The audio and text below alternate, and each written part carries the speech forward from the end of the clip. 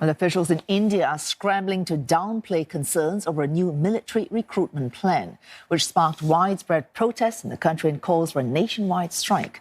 Prime Minister Narendra Modi is believed to have held a closed-door meeting with key military personnel to discuss the scheme known as Agnipath.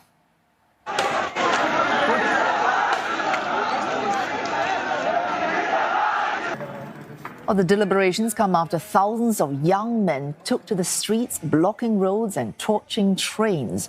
The violent clashes left one person dead and several others injured. Demonstrators are calling for the scheme to be scrapped. They say it would rob them of a lifelong career in the armed forces. While several opposition political parties have also voiced their support for these protests. The scheme, which was unveiled by the Modi government last week, aims to lower the average age of India's 1.38 million strong force by attracting people into the military on short 4-year contracts. More this, Ishan Garg joins us from New Delhi. Ishan, Prime Minister Modi has held a meeting, as you mentioned, with his military chiefs to talk about the recruitment scheme. Any word on that front?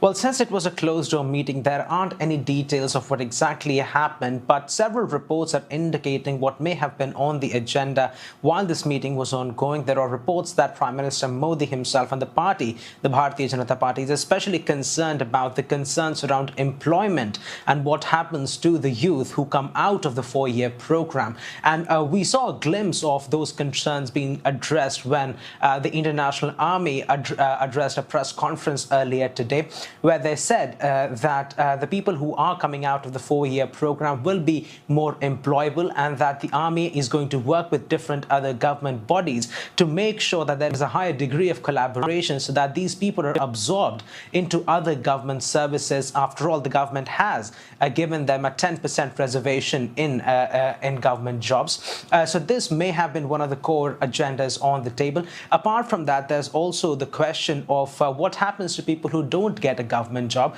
and there is a sense that the government may be working with private organizations to make sure that the people who do pick up the skills while the 4-year service is ongoing, how are they absorbed into private jobs? So that is another point that should have been on the agenda. But of course, there have been several meetings along with the National Security Advisor as well, speaking out in favor of the Agnipath program, saying that this is a program that's not only going to help these individuals, but also the national security of the country. So it does look like the government is taking into consideration the issues that are being raised by the protesters. But even the scheme itself is actually going to go ahead, even as the protest may be going on in some parts of the country.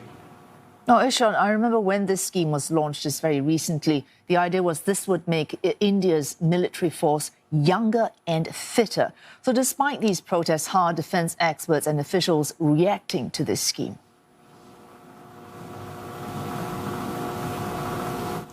Well, it's a bit of a divided crowd. Some experts are saying, indeed, exactly as you pointed out, it will make the Indian Army more advanced, more agile, more young.